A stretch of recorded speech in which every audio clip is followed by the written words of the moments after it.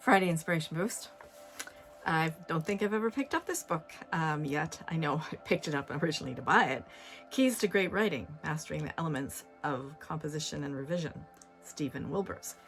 Well, first glance by that title, you'd think it's maybe more educational classroom, but I just flipped open to this page and found something that I think is pretty cool. Page 110. Express your originality by making unlikely comparisons.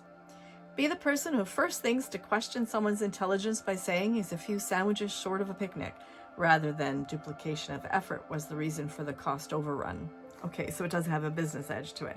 But it reminds me of one of the things that one of my writing colleagues said recently about how some people were complaining or fretting is probably more appropriate, in the group that they just can't do metaphors. And she said, well, say my husband is a clock, then describe what kind of clock he is. Is he a clock that runs on time? Is he a clock that runs slow? Is he a clock that just stops all the time and just, passes out?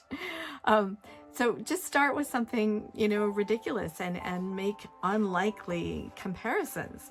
What is one of the original sayings you've come up with? Or how might somebody describe you if they thought you were a clock? Or one of my favorite poems that is a great prompt anytime, even if I've used it before.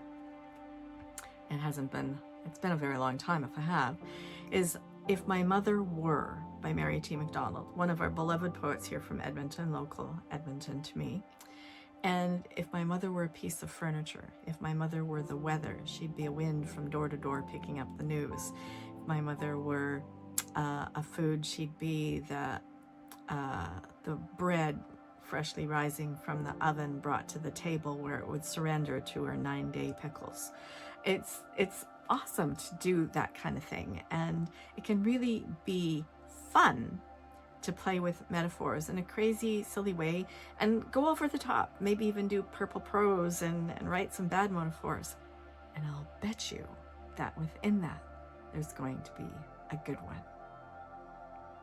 That's it. That's your Friday Inspiration Boost.